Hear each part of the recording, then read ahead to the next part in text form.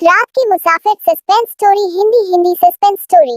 अंधेरी काली रात, एक सुनसान सड़क पर जहां भूले भटकी कोई गाड़ी आ रही थी।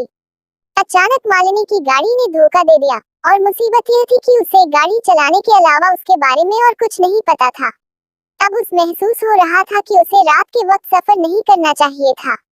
जहां उसके मोबाइल में सिग्नल नहीं आ रहे थे, वही किसी गाड़ी को रोकने से भी घबरा रही थी, क्योंकि उसे इस बात का डर था कि कहीं किसी से मदद लेने के चक्कर में वह कोई और मुसीबत मोड़ ना ले ले। तभी एक लंबी गाड़ी उसके पास आकर रुकी। क्या आपकी गाड़ी खराब हो गई है? मालिनी जी, पता नहीं क्या हुआ है, स्टार्ट ही नहीं हो रही, प्लीज आप देख लेंगे। सॉरी मैडम, मुझे गाड़ी के बारे में कुछ ज्यादा मालूम नहीं है, लेकिन अगर आप कहें तो मैं आपको कहीं छोड़ सकता हूँ। आप कहाँ जा रही है? मालिनी, मैं दिल्ली से आ रही थी और जयपुर के लिए जा रही थी कि गाड़ी ने धोखा दे दिया। अरे, मैं भी मथुरा जा रहा हूँ, आपको छोड़ दूंगा, आ जाए। मालिनी गाड़ी में बैठने से घबरा रही थी। क्या सोच रही है? घबराए नहीं। देखिए, मैं एक शादीशुदा आदमी हूँ और आधी रात में एक सुनसान सड़क पर कुछ भी हो सकता है, प्लीज आ जाए। मालिनी के सामने और कोई चारा भी नहीं था, इसलिए वह गाड़ी में बैठ गई।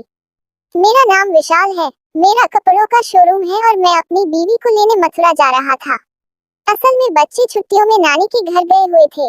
अब उनका जी भर गया है, इसलिए बुलावा आया है कि लेने आ जाओ, तारांकन। मालिनी, मेरा नाम मालिनी है और मैं एक फैशन डिजाइनर हूँ। एक फैशन शो के लिए जयपुर जाना था। मैंने सोचा कि अभी निकलूंगी तो सुबह होने से पहले पहुँच जाऊंगी, जिससे मुझे तैयारी के लिए अच्छा समय मिल जाएगा। लेकिन तारांकन, विशाल, आपको इतनी रात को नहीं निकालना चाहिए था। वैसे भी यह रोड सही नहीं है। इस रोड पर पिछले कुछ दिनों में कई लोगों की हत्या हुई है, आपने तो सुना ही होगा। मालिनी विशाल की बात सुनकर घबरा गई। यह बात बताते हुए विशाल की हल्की सी मुस्कुराहट ने उसे डरा दिया था। गाड़ी का सी ऑन था, फिर भी मालिनी को पसीने आ रहे थे। विशाल, मैंने सुना है कि वो कातिल लोगों का गला घोटकर उन्हें मार देता है। आज तक पुलिस को कोई सबूत नहीं मिला। मालिनी, प्लीज आप ऐसी बात नहीं करें, मुझे डर लग रहा है। विशाल हंसने लगा। आप जैसी बहादुर लड़की रात में अकेले सफर कर रही है, उसका ऐसा डर। मालिनी, देखिए, यह मेरी मजबूरी है, यह मेरा पहला प्रोजेक्ट है, इसलिए मैं पहले से तैयार रहना चाहती थी। विशाल अब फ्लर्ट करने लगा था। आप ही कहाँ फैशन डिजाइनिंग में पड़ गई? आप जैसी सुंदर लड़की को तो मॉडल होना चाहिए, सारे शो हाउसफुल हो जाएंगे। मालिनी विशाल के बदलते मिजाज को देखकर थोड़ा सतर्क होने लगी। उसने अपने बैग में से पानी की बोतल निकाली और पानी पीने लगी। विशाल, प्यास तो मुझे भी लगी है, क्या आप मेरी प्यास बुझा देंगी? मालिनी, क्या मतलब है आपका? विशाल, मेरा मतलब है कि मुझे भी प्यास लगी है, प्लीज अपनी बोतल दे दीजिए। मालिनी, आपकी अपनी बोतल भी तो रखी है, उससे पी लीजिए। विशाल, उसमें वो बात कहाँ को आपकी बोतल में है। मालिनी, देखिए, मेरे साथ ऐसी बातें नहीं कीजिए, नहीं तो मैं गाड़ी से उतर जाऊंगी।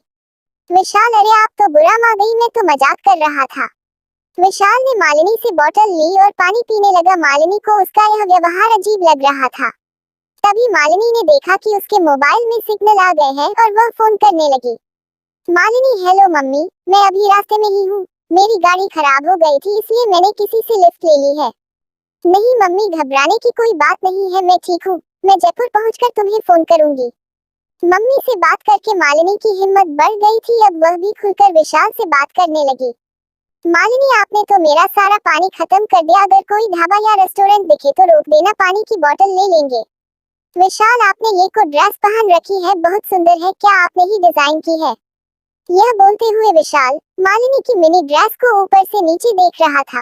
उसका इस तरह देखना मालिनी को अच्छा नहीं लगा। मालिनी विशाल का ध्यान भटकने और वक्त बिताने के लिए उससे इधर उधर की बातें करने लगी। मालिनी, नहीं, ये तो मैंने मार्केट से परचेज की है। ऐसी ड्रेस तो मार्केट में कहीं भी मिल जाती है, क्या आपको अपनी पत्नी के लिए लेनी है? विशाल हंसते हुए बोला। हाँ हाँ हाँ, आपने भी क्या बात कह दी। ऐसी ड्रेस में तो आप जैसी लड़कियां ही अच्छी लगती है। मेरी बीवी में तो आप जैसी दो बन जाएंगी। मालिनी की घबराहट कम हो गई थी, लेकिन विशाल के दिल में कुछ और ही था। विशाल, हमारी बात तो बीच में ही रह गई। मैं आपको बता रहा था कि आगे से इतनी रात में भूलकर भी इस सड़क पर सफर नहीं करना, क्योंकि ना जाने कौन किस बात का बदला ले रहा। इस रोड पर कई लोगों की गला घोट कर दी, जबकि कोई लूटपाट भी नहीं हुई। मालिनी गुस्से में, आप बार बार वही बात क्यों कर रहे हैं? मैं पहले भी इस रोड पर रात में सफर कर चुकी हूँ, आप गाड़ी रोक दीजिए। विशाल ने गाड़ी साइड में लगा दी। विशाल, मैं तो ऐसे ही बता रहा था, मुझे लड़कियों को डराना अच्छा लगता है, लेकिन आप पहले इस रोड से कहाँ गई थी? मालिनी, ये बात कुछ महीने पहले की है। मैं और मेरी मम्मी इसी रोड से अपने मामा के घर आगरा जा रहे थे। उस दिन भी इसी तरह गाड़ी खराब हो गई। वहाँ एक गाड़ी आई जिसमें 3 लड़के थे। मैं अपनी मम्मी के साथ थी तो बिल्कुल नहीं घबरा रही थी। उन्होंने हमें लिफ्ट दी, हम भी गाड़ी में बैठ गए। लेकिन बीच रास्ते में वह लड़के मेरे साथ बदतमीजी करने लगे। हमने विरोध किया तो उन्होंने गाड़ी एक सुनसान जगह पर रोक दी। मेरी माँ ने उन्हें रोकने की बहुत कोशिश की। तारांकन, विशाल बीच में बोल पड़ा, ओ तो अब आप मुझे डराने की कोशिश कर रही है, लेकिन यह चाल मुझ पर नहीं चलने वाली। मालिनी, यह कोई मजाक नहीं है। उन्होंने मेरी माँ को चलती गाड़ी से गिरा दिया और मेरे साथ गलत काम करने के बाद मुझे भी मारने की कोशिश की, लेकिन किसी तरह मैं भाग गई। कुछ लोगों ने मुझे हॉस्पिटल पहुंचाया। जब मुझे होश आया तो पता चला कि मेरी मम्मी की मौत हो गई है। मैंने उन लोगों को ढूंढने की बहुत कोशिश की, लेकिन उनका कुछ पता नहीं चला। फिर मैंने फैसला किया कि इसके जिम्मेदार वह लोग हैं जो अकेली लड़की को देखकर उसे लिफ्ट देने के बहाने उसे इस्तेमाल करने की सोचते हैं।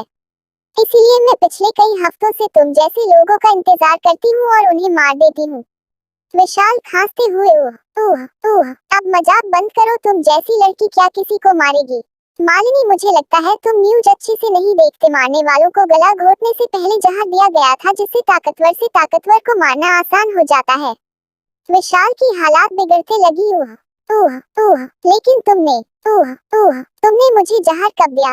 मैंने तो कुछ नहीं खाया। मालिनी जोर से हंसकर बोली, हाँ, मैंने बोला था ना, अपनी बोतल से पानी पी लो, लेकिन फ्लर्ट करने के चक्कर में तुमने मेरी बात नहीं मानी। विशाल, मेरी हालत बिगड़ी रही है, प्लीज मुझे बचा को। मैं ऐसा आदमी नहीं हूँ। मालिनी, मैं ऐसा आदमी नहीं हूँ। बस अकेली लड़की देखी और हो गई शुरू। क्या तुमने एक बार गाड़ी से उतर कर देखा कि मेरी गाड़ी खराब भी है कि नहीं? तुम्हें तो बस मुझे अपनी गाड़ी में बिठाने की जल्दी थी। क्या तुमने यह देखा कि मैं एक शो के लिए जा रही हूँ और मेरे पास एक छोटे से बैग के अलावा कुछ नहीं था?